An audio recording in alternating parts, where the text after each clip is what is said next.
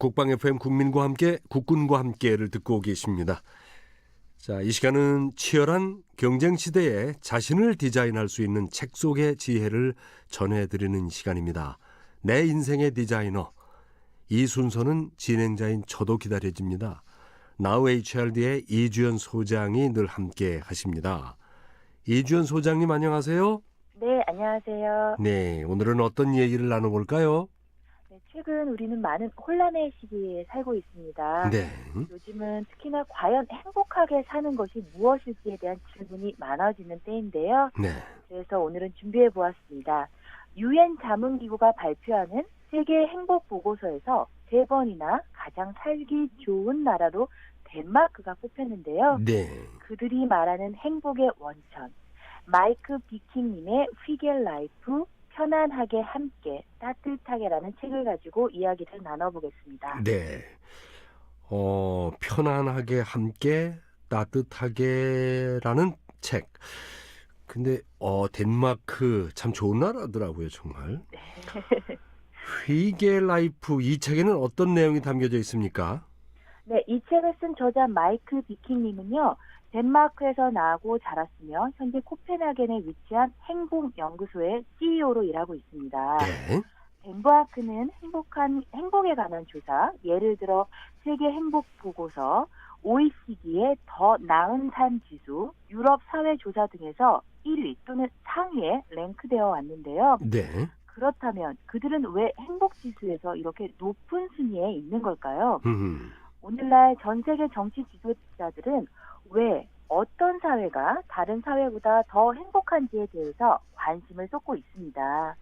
또한 많은 나라들은 한 사회로서 자신들이 얼마나 성공적인지 헤아리기 위해 다방면에서 측정을 시도하고 있는데요. 네. 이것은 경제 성장뿐만 아니라 삶이 얼마나 개선되었는지도 측정하고 단순히 생활 수준뿐만 아니라 삶의 질에 대해서도 측정합니다. 네. 그동안 GDP, 즉 국내 총생산을 주요 지표로 삼던 기존의 패러다임이 바뀌었다는 뜻이라고 할 수 있습니다. 네. 그런데 휘게라는 단어가 조금 생소하거든요. 휘게 라이프가 구체적으로 어떤 의미입니까? 네, 휘게라는 말은요, 노르웨이어로는 웰빙이라고도 합니다. 아, 네. 네, 그런데 저자는요, 휘게는 설명하는 게 아니라 그저 느끼는 것이라고 했습니다. 하하. 휘게는 사물에 관한 것이라기보다는 어떤 정취나 경험에 관련되어 있다고 합니다. 네. 특히 사랑하는 사람들과 함께 있는 느낌과 관련이 있다고 하고요. 가령 집에 머무는 느낌, 안전한 느낌, 세상으로부터 보호받는 느낌, 그래서 긴장을 풀어도 될 것 같은 그런 느낌이라고 저자는 말합니다. 네. 저자에 의하면요, 행복과 관련한 여러 조사에서 덴마크가 선전할 수 있는 가장 큰 이유 중 하나는 사회복지 모델 덕분이라고 합니다. 네. 안정적인 복지 모델이 존재하면서 국민의 불안감과 스트레스를 덜어주기 때문이라고 하는데요. 하지만 주목해야 할 것은 이런 특징들은 다른 북유럽 국가에서도 찾아볼 수 있다고 합니다. 네. 노르웨이나 스웨덴, 핀란드, 아이슬란드 역시 높은 수준의 사회복지를 누리고 있습니다. 네. 그렇기 때문에 행복에 관한 조사를 펼치면 대부분의 북유럽 국가들이 상위권에 오르는 것이라고 합니다. 네. 그렇다면 덴마크가 줄곧 1위를 거두는 이유는 어디에 있을까요?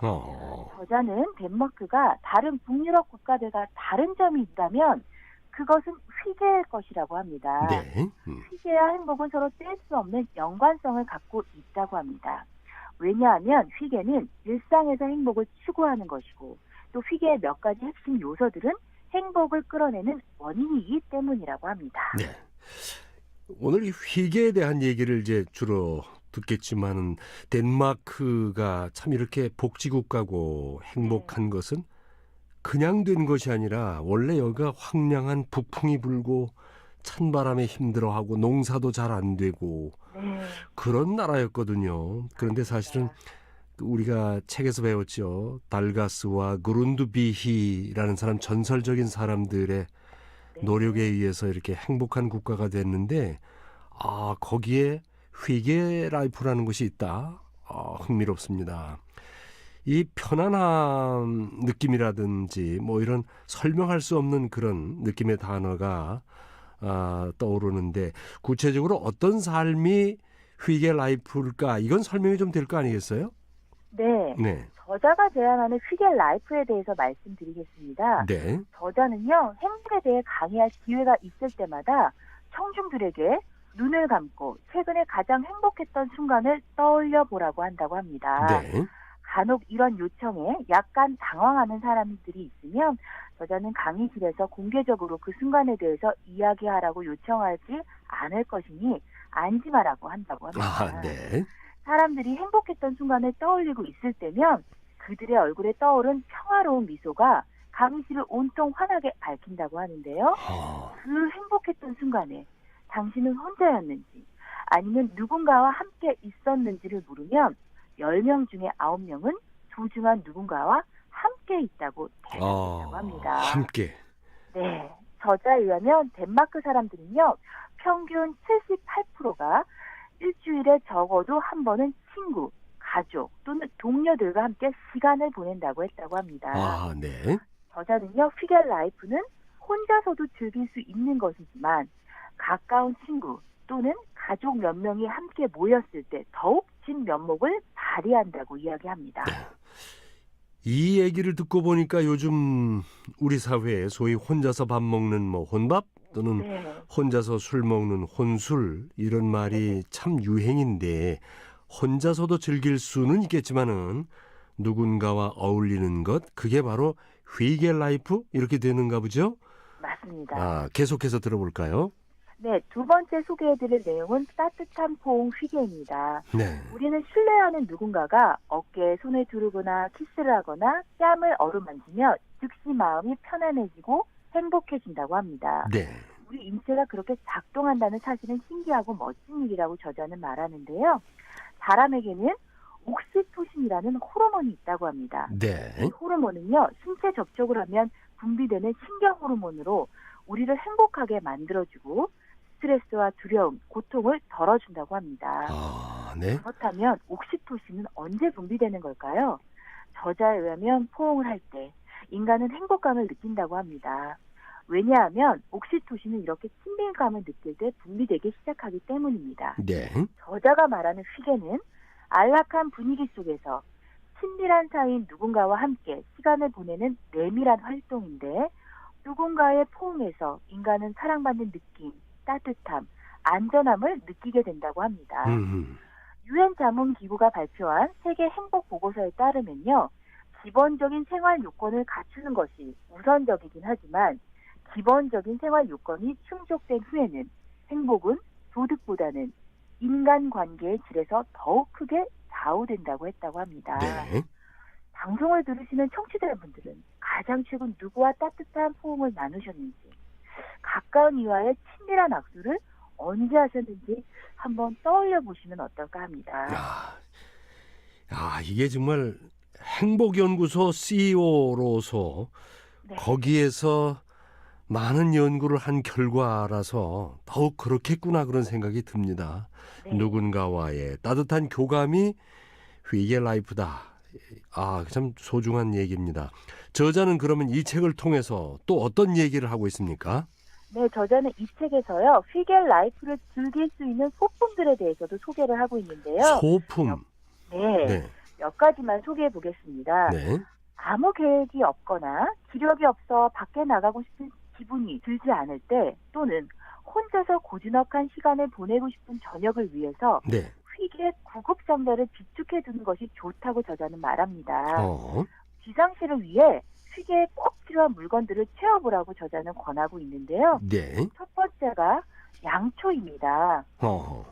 저자는요, 양초 없는 휘게는 팥 없는 팥빵이라고 말합니다. 덴마크 사람들에게 휘게하면 떠오르는 것이 무엇인지 묻는다면 거의 85%에 이르는 사람들이 양초라고 답한다고 한답니다. 그래요? 네, 덴마크어로요. 위셀르 루케르는요. 촛불을 끄는 사람이라는 말로 분위기를 깨는 사람이라는 뜻이라고 합니다. 네. 덴마크 미국 대사 로프스 기퍼드는요. 덴마크 사람들의 양초 사랑에 대해서 이렇게 말했다고 합니다. 양초는 거실에만 놓여 있지 않습니다. 어디에나 있죠. 학교 교실에도, 회사의 회의실에도요. 미국인이라면 아마 이렇게 생각할 겁니다. 네. 불이 나면 어떻게? 그렇죠. 아니 어떻게 교실에서 촛불을 켤 생각을 할 수 있지라고 말입니다. 그러나 양초는 정서적 행복과 편안함을 위한 것이라고 덴마크 미국 대사 루푸스 기퍼드는 말했습니다. 이거 참 신기한 얘기군요. 네. 휘게 구급상자를 비축해 두는 것이 좋은데 거기에는 양초가 먼저 생각이 나는가요? 네, 맞습니다. 양초가 정서적 행복과 편안함을 준다. 그 불꽃이 그럴 것 같기도 한데요. 또 어떤 소품이 있습니까? 네, 두 번째 소개해드릴 내용은요. 자전거와 휘게입니다. 덴마크의 자전거 산업은 특출하다고 하는데요. 맞습니다. 코펜하겐에서 일하거나 공부하는 사람들 중 약 45%는 자전거를 타고 학교나 회사를 다닌다고 합니다. 네.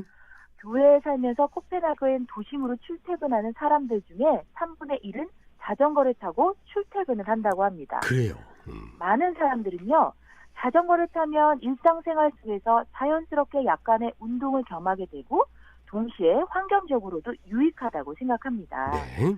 흥미로운 연구 결과가 있는데요. 2014년 노리츠 의과대학과 요크대학교의 보건경제학센터는 18세 이상 성인 약 1만 8천 명을 대상으로 출퇴근 수단에 관한 연구를 수행했다고 합니다. 네. 그 결과 자동차를 운전하거나 대중교통을 이용하는 사람들보다 자전거를 타는 사람들이 더 행복한 것으로 나타났다고 합니다. 네. 더 행복한 사람들이 콕 집어 자전거를 탔기 때문에 더 행복한 것인지 어떻게 알 수 있느냐는 반문이 있을 수도 있습니다. 네. 그러나요, 흥미로운 것은 원래 자동차나 버스로 출퇴근하던 사람들이 방식을 바꿔 걷거나 자전거를 타고 출퇴근하기 시작하자 예전보다 더 행복해졌다라는 사실입니다. 이런 얘기를 전 국민이 한번 함께 들었으면 좋겠다는 생각인데 네. 덴마크의 자전거 전용 도로는요.